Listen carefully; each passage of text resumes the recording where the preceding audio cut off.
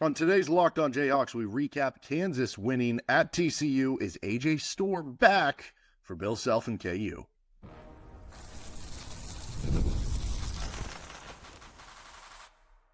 You are Locked On Jayhawks, your daily podcast on the Kansas Jayhawks. Part of the Locked On Podcast Network, your team every day. What's going on? Derek Johnson here at D Johnson Radio. This is Locked On Jayhawks. Thanks for making it your first listen every day. Thank you to everydayers catching each and every show. And thank you for listening wherever you get your podcast or on our YouTube page. We're going to be breaking down Kansas coming back from the early deficit to take down TCU on the road, get another road win for KU. AJ Storr showing some life for KU. Is he officially back? Are we on the right trend of things here now for KU? And what else went into the game? Plus, we get to game awards and what is next on this episode of the show, which is brought to you by Game Time, where you can get tickets to the KU Houston game coming up on Saturday. Download the Game Time app, create an account, and use code LOCKEDONCollege for $20 off your first purchase. Apologies for not having this episode up last night or early this morning. Had a family emergency, but everything's good now. So we're getting it up and we're rolling through. All right, Kansas wins this one 74-61 at TCU. They overcome that early deficit and down 14 early, you win by 13. That's always a good response for a team, especially when you're able to do that on the road, right?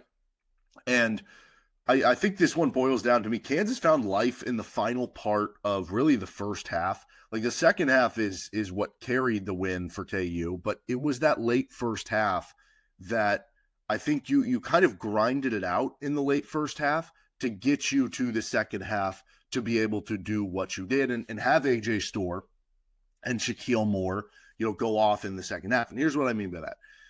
Kansas didn't have a pretty offensive first half. Like they actually shot well on twos. I think they were shooting like 50% from the field. So like that would be shooting, well. But they're shooting well on twos.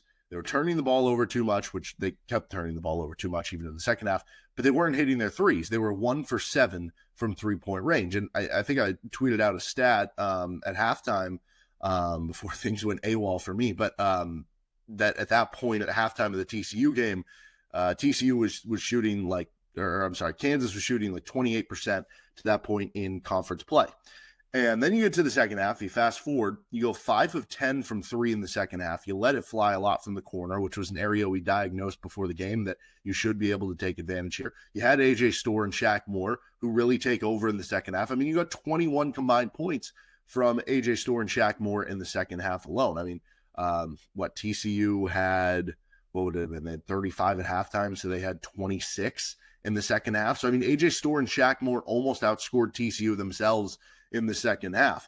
And I think that you look at it, KU's ability to stay close in the first half, to grind out what ended up being a good finish to the first half for KU. I know they ended up down 2 points at the end of the first half, but like that thing could have been a lot uglier than it was at halftime. KU could have easily been down 10 points, 8 points, even 6 points at the end of the first half. But their ability to grind out the end of the first half and, not necessarily by hitting threes. You had the 1-3 from Ryland Griffin that was big in the first half, but that allowed them to capitalize on the second half. And I think the switch to this is look back to those games at Creighton and at Missouri. And you can even, I guess, point to the West Virginia one at home. But I more so look to those two because those were road games, whereas this was a road venue as well. But if you want to include the West Virginia just because it was the same story, I would understand that. So those 3 games, or the 2, Missouri and Creighton, you played really poorly in the first half, and you dug yourself a big hole, again, in the Creighton, Missouri cases on the road, the West Virginia case at home. You played much better in the second half of all of those games. Maybe not as much in the Creighton game. You played well in the start of the second half in the Creighton game, and then you faltered off. You played well, really, the whole second half against Missouri. You played well the second half, really the whole thing against West Virginia. But because the hole you dug yourself in the first half by not grinding it out, by not finding a way to get within striking distance in the first half, that second half comeback was for naught. Because you were able to grind it out better in the first half against TCU, it sets yourself up that a good second half was enough to come through with a road win. And I think that's important as well. And so it's almost like this was a tale of different halves in that perspective. Like AJ Storr gets some storylines because I think for KU to reach their ceiling, for KU to reach their potential, AJ Storr being a competent player for KU would go a long way in that happening. And AJ Storr looked good in the process. He obviously was really good in the second half and scoring those 11 points or 10 points in the second half. In the second half, he also had 4 rebounds. He was 5 for 6 from the floor. And I think, honestly, like the most important stat line to me for this game for AJ Storr, he had 6 rebounds for the game and 3 steals. He was active in other categories. That's what Bill Self wants to see. And so, to a certain perspective, like, AJ Storr, is he back? I mean, that was a performance that felt like, is he back? But the answer to the question of is he back, is he going to make a big imprint on what this team is and what they do moving forward, that's going to come down if he can string these games together consecutively. We saw Nick Timberlake last year have a game or two here or there where, like, he was hitting threes, but it never really strung together, right? You have to be able to string this stuff together. And even the first half and the wider sample size would say that it has not been the best season so far for AJ Storr and for Kansas getting minutes out of AJ Storr. If this is a step in the right direction, that's great. I'm not quite ready to declare it as being back. I need to see more consecutive games doing so, but I love the first step taken to get there. Shaq Moore's second half. I mean, him and AJ Storr were huge in that second half, and Hunter was good in the second half too. I mean, obviously a lot of things had to go right and a lot of players had to play well for KU to play as well the scoreboard as they did in the second half. But I really like watching Shaq Moore. And I will say, like, one thing that I'm curious on is in a game where DeJuan Harris, I thought, really struggled for KU. He was 1 of 6 from the floor. He had 5 turnovers. He allowed Alette and a few others to beat him a few times on the defensive end. I couldn't really help but wonder why DeJuan Harris was playing 35 minutes last night and Shaq Moore was only getting 24 minutes. And I don't know. I'd like to see Shaq Moore play a little bit more point. You know what I mean? Like by himself, where he's the point next to Zeke Mayo or something like that, right? And then that allows you to get 2 wings on the floor. You can play Storr next to Griffin even for a little bit. I'm not saying that's like your primary lineup, but, even if it's a little bit more than maybe they have been doing, because I thought DeJuan did struggle last night, and I thought Shaq Moore was really good. And I kind of think if you were grading like the best defenders on this KU team based on just performance this year, I think DeJuan has overall been a net positive this year on the defensive end. I don't know that he's been back to Big 12 Defensive Player of the Year, DeJuan Harris. I think he's been better than he was last year. But honestly, like if I'm just selecting who are the best defensive players on this team, I don't know that he's top 3. And maybe that's not even like an indictment onto it. Maybe that's actually more just like praise on how many good defensive pieces this roster has. Like for me, the top 3 on this team in no particular order are KJ Adams, Flory, Bidunga, and Shakeel Moore in terms of the defensive impact that they can have on the floor. But I don't know, just a quick thought on that one necessarily. But, the first half, I thought, even though the second half is what leaves a lasting impression where it is the Shaq Moore and AJ Storr show. And I thought the first half, going back to how important it was just to stay within striking distance, I thought that half was about Flory Bidunga. And, I know the stats don't like, okay, Rylan Griffin for the game ended with 19 minutes. He was 1 of 6 from the floor with 4 points, 2 assists, a turnover, a foul, and a rebound. Like those stats don't jump off the page. I thought that Rylan Griffin had a good first half. He wasn't necessarily making shots. He did make the 1-3, which was KU's only made 3 in the first half. And that was important because it got it from, I think, 26-17 to 26-20. But go back and rewatch those last, 5 minutes of the first half. He's making a lot of play. Like he's making defensive plays. He's getting his hand on balls that are maybe being tipped to somebody else who's collecting the credit for the rebound. But it's like because of him, he was very active in getting his hands on a lot of balls. And I think as much as Flory was probably the story of the first half, and Flory was great for the game, I do think Rylan Griffin deserves some credit for doing a lot of little things in that first half that helped you grind it out when you weren't necessarily hitting threes, even though he did, again, hit that 1-3. But Flory was awesome in that first half, and those kind of things kept you in it. And then that second half obviously happened for KU. And honestly, like overall for the game, the defense, once again, was great for KU. Now, TCU hasn't been great on offense. Like they came into this one outside the top 100 in offensive efficiency. They'd been doing a little bit better in Big 12 play, but you held them under 40%. That's always going to be a good thing. And, after the K-State game where you had your worst defensive performance of the season, it was good to come out and have just another solid defensive performance without KJ Adams, who is one of your best defenders on the team. So bottom line here, always good to win on the road. And way to overcome an early punch. Like I think Fran Fraschilla early in the game was talking about, I do think a lot of times when analysts bring this up, they're in practices before the games or the shoot arounds, whatever it is, with the coaches. They're talking with the coaches. They're getting a lot of the talking points that they're saying on the broadcasts from the coaches, if you want to peel the curtain back a little bit there. And he mentioned at one point, he just said, he's like, you think back to a lot of these great KU teams and players. You think of the guys like Devon Dotson and Frank Mason, and I forget the exact players that he listed out, but he said they were all teams and players who were very tough. And right now, this team hasn't been tough enough. And I think that was a very valid criticism, and maybe still is, about just how tough this team is. But if you're talking about making progress on that, winning like that, a game where you're down 14 early on the road and coming back and being able to overcome that and win the game, that is showing toughness, and that's a great sign for Bill Self in this team. Now, that said, can they lighten up the turnovers a little bit ahead of your next game against, like, the best defense in the country in Houston? But we'll get more into what's next for KU. Game awards on the other side. This episode is brought to you by Talkspace. Therapy is a game changer. It can help manage stress, improve sleep, and communicate more effectively. But finding the right therapist and fitting sessions into a busy schedule can be a challenge. That's where Talkspace comes in. Talkspace, the leading virtual therapy provider, makes getting the help you need easy, accessible, and affordable. With Talkspace, signing up is simple. You can match with a licensed therapist who fits your needs, usually within 48 hours. And it's convenient. You can have sessions from the comfort of your home and even message your therapist between appointments. Plus, Talkspace is covered by many insurance plans. And for most insured members, there's a $0 copay. It's never been easier to prioritize mental health. As a listener of this podcast, you'll get $80 off your first month with Talkspace when you go to Talkspace.com/lockedoncollege and enter promo code SPACE80. To match with a licensed therapist today, go to Talkspace.com/lockedoncollege and enter promo code SPACE80 to get $80 off your first month and show your support for the show. That's Talkspace.com/lockedoncollege, promo code SPACE80. Thank you to everydayers catching each and every show. And again, apologies for the delay on this one. We'll have a KU Houston preview coming at you on tomorrow's episode. All right, game trophies for this one. If you're new to the show, we give out different game trophies. Some of them are consistent. Some of them are, different depending on the game. So this is one that's consistent. Best moment. So what is the best moment of the game? Well, that end of the first half, I keep talking about the importance there. Flory Bidunga at one point had 6 straight KU points. He had a dunk in there. That was a really important, I think, close to the first half. I think that was a good moment for both KU and Flory Bidunga, who I think is quickly becoming a fan favorite. I'd be curious if you did like the most, like approval, you have like presidential approval rating.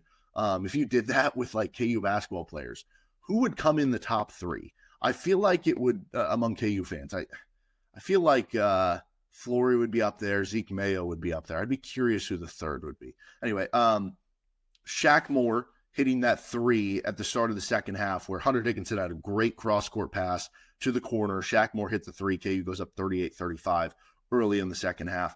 I think the answer is this one, though, and it is a little cheating because, well, I list this as best moment, not necessarily best play, because it is technically like 3 plays. So Shaq Moore hits another 3 from the side. Then he gets a steal. Then you get the hammer dunk at the other end, the one-handed kind of rear back. He continues to be the best little man dunker of the Bill Self era. And, Shaq Moore, I'm going to go with that one, the 3 steal hammer dunk, because that was the one where it felt like, oh, you kind of put this one away. You put this one to rest with that little sequence of plays. Worst moment of the game, I mean, the start of the game, like that was not great. I guess not necessarily even like the first couple minutes. It was really that stretch between maybe like minutes, 16 and I don't know, somewhere around there where they went on like a 15-2 run or something like that. So that was not great. I think lots of turnovers you could pick from the worst moment. Honestly, even though AJ Storr had a good game, the one moment where AJ Storr turns the ball over and then KU gets the ball back and AJ Storr's running down in transition the very next sequence and he gets it wolfed, which is basically, if you don't know what that is, somebody's coming from behind and steals it from behind. That was not a good sequence. That was not fun to see. We have a specific award for this game. It's the no, yes shot of the game. That would go to Diggy Coit, who, made a three, which it's been a little bit of a cold spell for Diggy Coit. So it's good to see the ball go in the basket there. He ends up with 5 points. That's what you're hoping for from Diggy Coit, to be able to come off the bench and, make shots for you, right? That's why you have him on the team. So KU gets a ball in transition. It was off like a missed three. It leads to a long rebound. And Shakeel Moore, I want to say, got the rebound, and I forget who passed it. Maybe it was Shakeel Moore. Anyway, David Coit gets the ball in the fast break, and he pulls up like left wing. This was like around like 10 minutes to go in the second half. I think at the point it was KU was up by 1. They might have been down 1. I think it was like 49-48 Kansas. And he pulls up from 3, and it's like, oh, for a guy who's been struggling shooting lately, and now you're going to pull up in this transition opportunity. But it went in, and KU ends up going up 4, and that ended up actually being a very big shot for KU to try to certainly pull away there. Our appalling stat of the game. I think too many TCU offensive rebounds. They ended up with 16 offensive rebounds, which, the past couple of years, TCU has been an elite offensive rebounding team. This season, not as much. After the game, their numbers obviously went up, but they still rank outside the top 120 in offensive rebound rate this season. But the Kansas game, they collected 40% of their offensive misses. That was tied for their 4th best game of the season. And 3 of the other ones were Florida A&M, Montana State, and South Alabama. So this was not a good defensive rebounding game for KU, which has typically been a good defensive rebounding team this season. So that was appalling. Honestly, you could just take TCU's shooting line. They shot 38% from the floor. They shot 21% from three-point range, and they only shot 50% at the free throw line. And so if you're looking at effective field goal percentage, which kind of puts it all together in a formula, just 41.7%, which on the season, you look at effective field goal percentage, TCU hasn't been very good there this year, but they're still at 49%. So that would be pretty appalling too, in looking at how gross that stat line was for TCU. Okay, offensive MVP for KU, I would go with Hunter Dickinson. Dickinson, I haven't mentioned a lot. I've mentioned him here and there in a few plays, and he had a good game. It's just that the storylines became Shaq Moore and AJ Storr and Flory, Bidunga and stuff. But Hunter was really good in this game. He played 34 minutes. He was 7 of 10 from the floor. He had a slow start. KU obviously had a slow start. KU needs to figure out a way to overcome these slow starts and stop having them. Like, you can't afford to have it against a team like Houston coming up on Saturday. And I do think Hunter needs to be better in those situations, because if you're expected to be, the leader of the team or the best player on the team, you need to start stronger as well. But he still had a good game. 16 points, 9 rebounds, 4 assists. He finished 7 of 10, like I said. He was just efficient. And I think he was instrumental. He was key to something we talked about in the pregame, which, if you're an everydayer, you remember we talked about TCU giving up a lot of corner threes. And KU didn't really take advantage of it in the first half. They go 1 of 7 from 3. Second half, they go 5 of 10 from 3. And how many of those threes were off Hunter catching the ball in the post or in the high post and slinging the ball to the side for somebody to hit like a corner 3, right? That was a big part of this offense. Low key, by the way, Hunter Dickinson has not attempted a 3 over the last 2 games. I'm wondering if because he's struggling from 3, is that a personal decision, or is that Bill Self saying, all right, no more of this, just get down and get on the block? I don't know. That'd be kind of interesting. I do want to give an honorable mention to Zeke Mayo too, who I haven't really mentioned to this point too. He scores 13 points, which is like a pedestrian 13 points for him. He goes 6 of 9 from the floor. And yes, he had too many turnovers, 4 turnovers, but that's when you have something as a scorer, when it's like he goes 6 of 9 for 13 points and you're not really even talking about it because it's just a ho-hum day. He has just become such a consistent good scorer for KU at this point. Okay, defensive MVP. Maybe you could argue Shaq Moore. He was really good on the defensive end. Honestly, you could argue AJ Storr with those 3 steals. I'm going to go with Flory Bidunga. He had 10 rebounds, 7 on the defensive end. He had 4 blocks for the game. He had a steal, and he ended up with a double-double en route to all that. And I just think Flory continues to be this really special defensive prospect that KU has. And, I think he changes the way that the other teams can really attack the KU defense. Our overall MVP, though, of the game, I'm going to go with Shaq Moore. I think the combination of Shaq Moore's defense, with Shaq Moore scoring 11 points in the second half, with hitting those crucial threes, with having the moment of the game, so to speak, I think Shaq Moore deserves overall MVP of the game for KU. All right, what's next for the Jayhawks? We discuss on the other side. Our episode of the show is brought to you by Game Time, where you can attend NFL playoffs and experience like no other. The energy, the excitement, the connection with other fans, it's unmatched. You can see your team clinch a playoff win, but you're running out of games. This year, Game Time makes it even easier to create those unforgettable moments with their new feature, Game Time Picks. Filters out the fluff and shows you only the best deals on great seats so you can focus on what matters. And that would be being there. Now, you can, there's two big-time games, you could say, coming up this weekend for local fans, right? You could talk about going to the Chiefs game on Sunday for the AFC Championship, of which you can get tickets for as low as $226 on Game Time. You can also get into the Kansas Houston game coming up. And I'm looking right now. I'm going to filter on my Game Time picks. Looks like here's one for $117 in upper corner 2A, row 23. So, and you can see the visions of where your seats are in the apps. Take the guesswork out of buying tickets to Game Time. Download the Game Time app, create an account, and use code LOCKEDONCollege for $20 off your first purchase. Terms apply. Again, create an account and redeem code LOCKEDONCollege, LOCKEDONCOLLEGE for $20 off. Download Game Time today. Last minute tickets, lowest price guaranteed. All right, finishing things up, what is next for KU? Well, it's a big one. It's Houston on Saturday in Allen Fieldhouse, and Houston is just coming off of an absolute drubbing of Utah. They won the game 70-36, and that is about as indicative of how good this Houston defense is. They're number one in the country on the defensive end of the floor. They're top 10 in the country in turnover rate defense. They're number one in block rate. They're top 15 in steal rate. They do everything great on the defensive end. But beyond that, they also have a top 10 unit in the country in three-point percentage. So that's a little scary when you combine a team that shoots threes really well and defends as good as anyone in the country. They're currently riding an 11-game winning streak, and they almost lost at UCF, though. So, it's not like they're impenetrable. But Kansas has to be on their game. And we remember last year Kansas was on their game when these two teams met in Allen Fieldhouse. They're going to have to do that again. Obviously, no KJ Adams. So, this is a game that you could use his toughness. You could use his defense at the same point in time. Because of the way Houston defends, maybe you could use more of the offensive punch of having more minutes with AJ Storr and Ryland Griffin in this game. So, I do think this would be a big Ryland Griffin game for me. I do wonder how AJ Storr will play against them. Can he follow up a good performance against TCU, against a gnarly Houston defense that will punish you if you don't go in the flow of the offense or you don't move the ball well?